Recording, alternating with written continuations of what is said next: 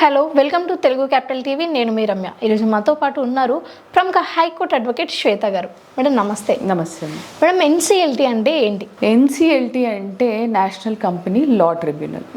Okay, ఇదొక కాజీ judicial authority. Companies act 2013 వచ్చిన తర్వాత దీన్ని ఇన్కార్పొరేట్ చేశారు. ఎందుకు స్పెషల్గా అప్పుడే ఎన్సిఎల్టీ ఫామ్ చేశారు ఏంటి అని అంటే, ఈ కార్పొరేట్ లిటిగేషన్స్ కంపెనీస్కి సంబంధించినవి ఏవైతే ఉన్నాయో వాటికి ఒక స్పెషల్ ట్రిబ్యునల్ ఉంటే ఒక ఫాస్ట్ ట్రాక్ కోర్ట్ లాగా ఉంటుంది, ఓన్లీ అవే డీల్ చేస్తుంది అని.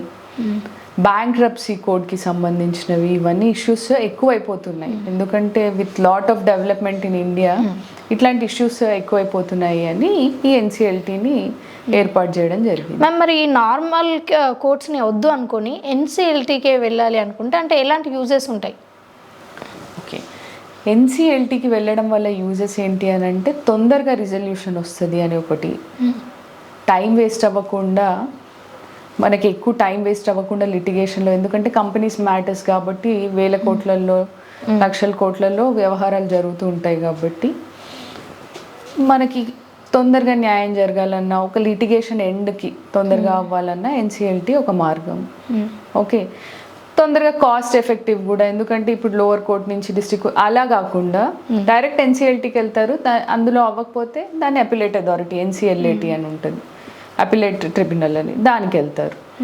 ఓకే, మరి ఈ ఎన్సిఎల్టీలో ఒకవేళ కేసు ఫైల్ చేయాలంటే ప్రొసీజర్ ఎలా ఉంటుంది?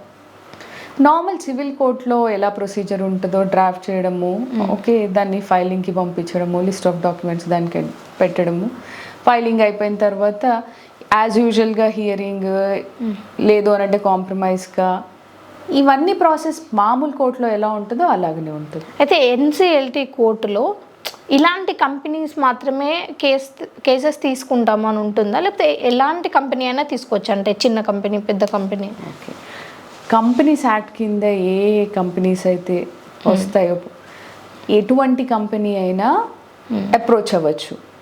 యూజువల్లీ ఎన్సిఎల్టీ ఎటువంటి కేసెస్ డీల్ చేస్తుంది అని అంటే, బ్యాంక్రప్సీ, ఇన్సాల్వెన్సీ, లిక్విడేషన్, కంపెనీస్ రెండు మర్జ్ అయిపోతాయి ఒక దాంట్లో ఒకటి, ఓకే, అట్లాంటివి, డీమర్జర్స్ బయటికి వచ్చేస్తూ ఉంటాయి, రెండు ఇప్పుడు హీరో హోండా ఉండేది, ఇప్పుడు హీరో హోండా మోటార్ కార్ప్ అయింది, హోండా సెపరేట్ అయిపోయింది, అది డీమర్జ్ అయింది. వీటికి సంబంధించిన ఏదైనా ఇష్యూస్ ఉంటే వాళ్ళు ఎన్సిఎల్టీని అప్రోచ్ అవ్వచ్చు. ఇంకోటి ఏంటి, మర్జర్స్, రెండు కంపెనీలు మర్జ్ అవుతాయి. అట్లాంటప్పుడు ఈ మర్జింగ్లో ఏమైనా ఇష్యూస్ జరిగినాయి, ఏదైనా అవకతవకలు ఉన్నాయి, లేకపోతే మాకు ఇవి అడ్రస్ చేయలేదు అనుకున్నప్పుడు ఎన్సిఎల్టీని అప్రోచ్ అవ్వచ్చు. ఇంకోటి ఏంటి అంటే, కంపెనీ తన పవర్ని మిస్యూజ్ చేస్తూ, ఓకే, షేర్ హోల్డర్స్కి కానీ ఇన్వెస్టర్స్ కానీ ఏదైనా అవకతవకలు జరుగుతున్నాయి కంపెనీలో అనుకున్నప్పుడు వాళ్ళు కూడా డెఫినెట్గా ఎన్సిఎల్టీని అప్రోచ్ అవ్వచ్చు. అండ్ ఇంకోటి, ఒకవేళ క్రెడిటర్స్, ఇప్పుడు ఇన్వెస్టర్స్ ఉంటారు, కంపెనీలో ఇన్వెస్ట్ చేసి ఉంటారు, కానీ కంపెనీ నష్టాలు పాలవుతూ ఉంది, సరిగ్గా నడవట్లేదు, అప్పుడు లిక్విడేషన్కి పెట్టుకోవచ్చు. సో ఈ లిక్విడేషన్ ప్రాసెస్కి ఎవరైతే ఇన్వెస్టర్స్ ఉన్నారో, కంపెనీ సరిగ్గా రన్ అవ్వట్లేదు, ఎసెట్స్ లయబిలిటీస్ ఏంటో చూసేసి ఒక లిక్విడేటర్ని అపాయింట్ చేసుకుంటారు, ఆయన ఎవరికి వాళ్ళకి సెటిల్ చేస్తారు. ఇట్లాంటి కేసెస్ అన్నీ ఎన్సిఎల్టీలో డీల్ చేస్తారు. Okay ma'am, thank you.